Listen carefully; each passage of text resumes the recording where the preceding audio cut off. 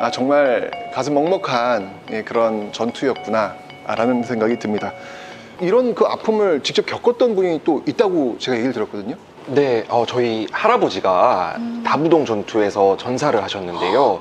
근데 그때 당시 할아버님이? 네, 21살에 결혼을 하신 지 채 3년이 안 됐던 시기였습니다. 3일간 짧디 짧은 군사 교육을 받고 이렇게 다부동까지 직접 걸어서 행군을 하셨다고 하시더라고요. 도착하고 눈을 붙일 새도 없이 바로 전투에 투입이 돼서 저희가 할아버지가 할아버지 친형 그리고 사촌형까지 해서 삼형제가 다부동 전투에 투입이 됐었는데 네, 그 중에서 저희 할아버지만 돌아오시지 못했습니다. 아이고. 당시에 이제 큰할아버님의 말씀을 들어보니 돌아가시기 직전까지도 이 포탄 소리가 들리는 것 같다라고 말씀을 하시더라고요. 바로 이게 네. 다부동 전투 얘기를 하는데 네. 바로 또 이렇게 만나 뵈니까 저 깜짝 놀랐습니다. 강사님 강의가 더욱더 뜻깊은 것 같아요.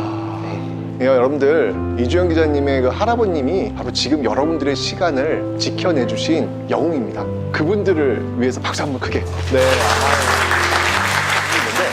한번 우리가 좀 더 이야기 외연을 한번 좀 넓혀 보도록 하겠습니다. 이번 이제 사람에 대한 이야기를 한번 좀 해볼까 합니다. 여러분, 혹시 이 노래 아실란가? 빨간 마우라는 우리 어떻게 우리만 아는 거야. 빨간 마우라는요, 이게 어느 영화의 주제가였죠. 예.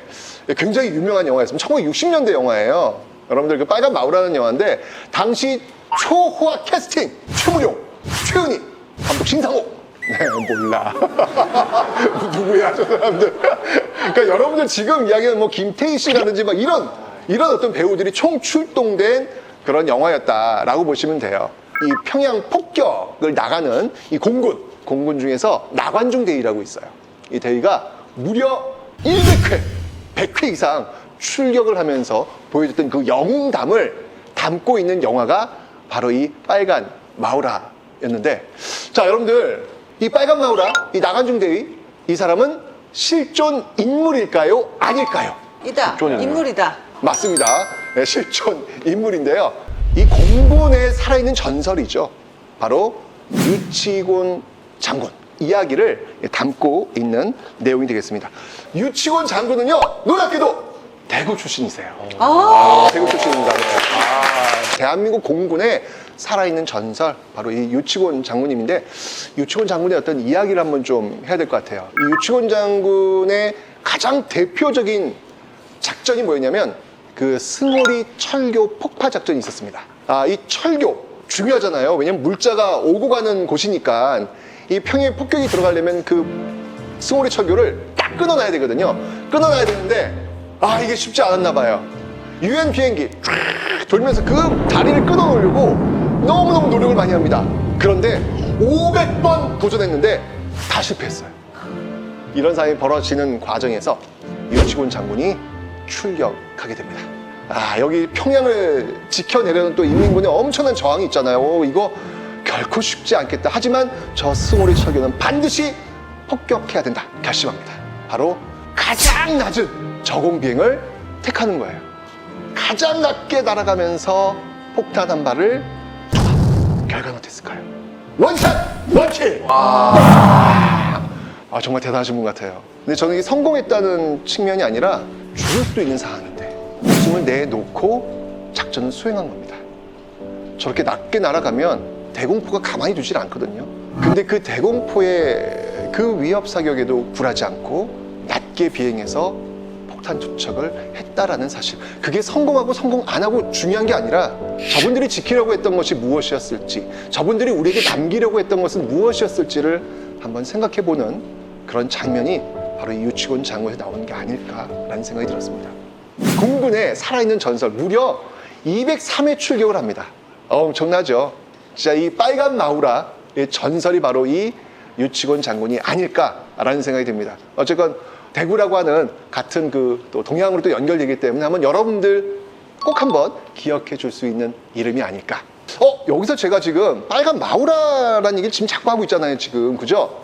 빨간 마우라가 어디서 출발한 걸까? 빨간 마우라. 태극기에 빨간색이 있어서. 태극기에 빨간색이 있어서. 네. 기가 막히게 잘 엮으시네요. 빨간 마우라 역시 6.25 전쟁과 연결이 됩니다. 역시 이 강릉 지역에서 출발했던 제10 전투 비행단 평양 폭격을 가야 되는데 쉽지가 않았던 거예요. 뭔가 우리만의 무언가 좀 보여주고 싶었던 거예요.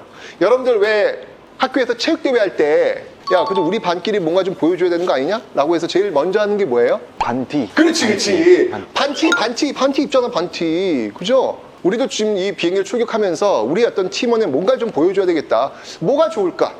그건 바로 열정. 그리고 이 비행기를 타고 폭격을 하는 우리의 어떤 이 애국심.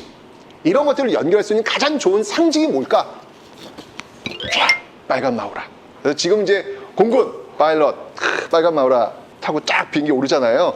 그게 바로 6.25 전쟁 때 바로 이런 열정과 그들의 강인한 애국심을 표현하는 상징으로서 출발했다라는 것을 한번 여러분들이 기억하시면 되겠습니다. 공군 얘기 나왔으니까 당시 그 6.25 전쟁 때 그 공군의 아버지라고 칭해졌던 인물이 있어요. 한국인일 것 같죠?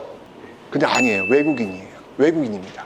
바로 딘 헤스 대령이라는 분인데 여러분들 이분이 1년에 비행기를 몇 번 탔냐면 무려 250회를 탑니다. 1년이 며칠이에요, 여러분들? 365일이에요. 그 중에서 250회? 그럼 거의 매일매일 그냥 하늘에서 살았다는 이야기예요. 이건 정말 공군, 세계 공군사에서도 대단한 족적을 남긴 그런 분인데 특히 이분 같은 경우에는요, 우리나라 그 공군, 이 파일럿을 양성한다든지 비행기 조종 훈련을 한다든지 이런 것들을 굉장히 많이 교육했던 우리 공군의 출발, 그 공군의 출발에 있는 살아있는 공군의 아버지다라는 이야기를 하고 있는 겁니다. 근데 더 놀라운 건 뭐냐면 전투기를 타고 폭격을 하는 어떤 그런 그 야수와도 같은 저 같은 느낌 있습니다. 네, 야수와도 같은 그런 모습도 있지만 마음 한편에는 너무 따뜻한 휴머니즘을 갖고 있는 분이셨습니다. 1950년 12월 20일 이 디니스 소령이 김포공항에서 이 철수하는 비행기, 그 비행기를 붙잡아요. 그 수송기에 태워야 될 사람들이 있었기 때문에 그렇습니다. 바로 누구였냐면 전쟁으로 버려져 있는 고아들. 긴박한 상황이에요. 지금 군수물자 실려가지고 빨리 나와야 되는 어떤 그런 상황인데 그때 그 비행기를 멈추게 해서 거기에 전쟁 고아들을 태워냅니다. 무려 1000여 명. 엄청나죠? 결국 안전하게 그 비행기를 타고 제주도에 그 전쟁 고아들은 내리게 됩니다. 그들이 제주도에 내리고 나서 겪었던 날은 크리스마스. 이게 이제 크리스마스의 기적이죠.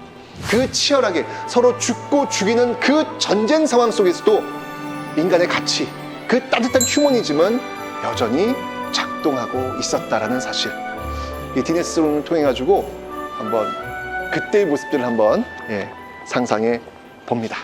자, 정말 6.25 전쟁과 관련된 영웅들, 전쟁 영웅, 우리가 꼭 기억해야 될 전쟁 영웅들이 정말 이렇게 많이 있는데 또 한 번 우리가 놓치지 말아야 될 분들이 있습니다. 바로 이름 없이 쓰러져 갔던 학도병들.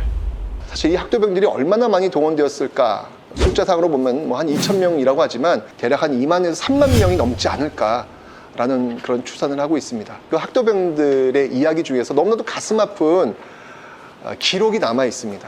이 학도병이 남긴 글인데요.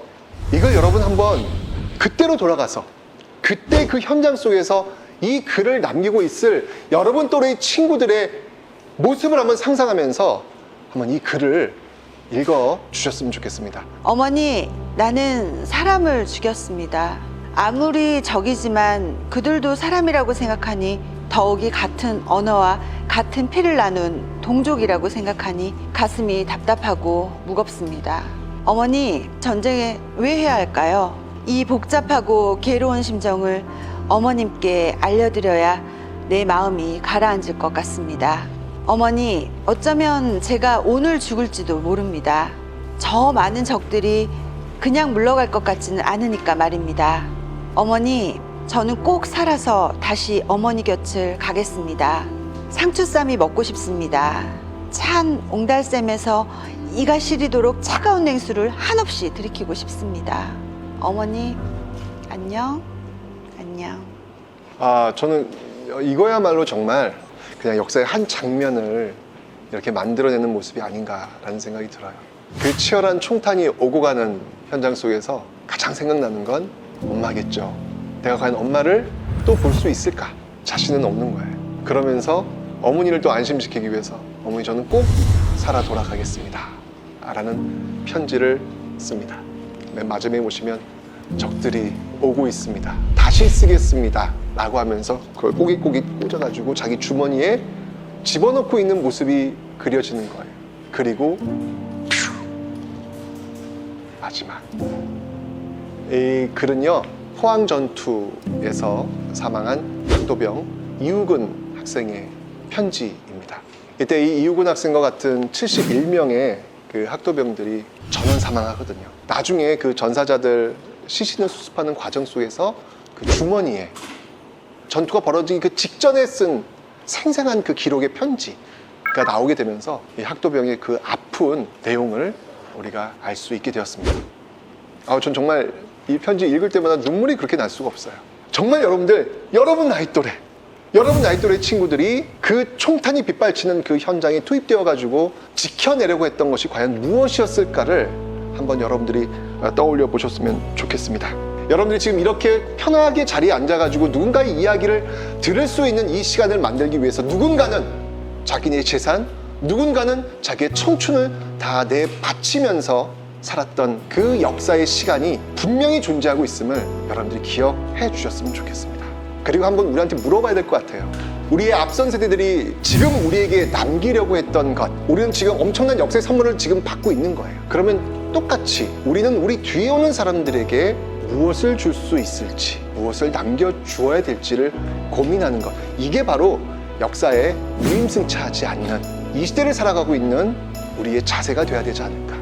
그저 오늘의 이야기가 과거의 어떤 역사적 이야기를 들어보는 그런 단계에서 그치는 게 아니라 나는 어떻게 살 것인가를 한번 고민해 볼 수 있는 그런 시간이 되었으면 좋겠습니다. 저희 또래 학도병이 있다는 것을 알고 지금 안전하고 행복하게 살고 있는 것만으로도 감사하게 여겨야 되고 생각해야겠다고 느꼈습니다. 우리를 위해서 희생해주신 분들에 대해서 알게 돼서 정말 좋았고, 마음 한켠에 6.25 전쟁이라는 우리의 역사를 새길 수 있게 되는 계기가 되어서 정말 좋았습니다. 제가 이제 기성세대가 되었을 때에도 그 미래 세대들한테 어떻게 행동해야 될지 약간 생각을 할 수 있는 시간이었던 것 같습니다. 어쨌건 여러분들 오늘 이 강연을 통해 가지고 이 자유 대한민국을 지켜내려고 했던 그 최전선이 바로 이 대구 다부동 전투였다는 사실. 얼마나 많은 청춘들이 이 다부동에서 이걸 지켜내기 위해서 싸웠을까. 그 덕분에 지금 내가 있는 거구나. 여러분들 이제 이 다부동이 아픔과 전쟁의 다부동이 아니라 평화와 번영의 말 그대로 그 이름에 다 부자되는 그 다부동으로 만들어 갑시다. 감사합니다.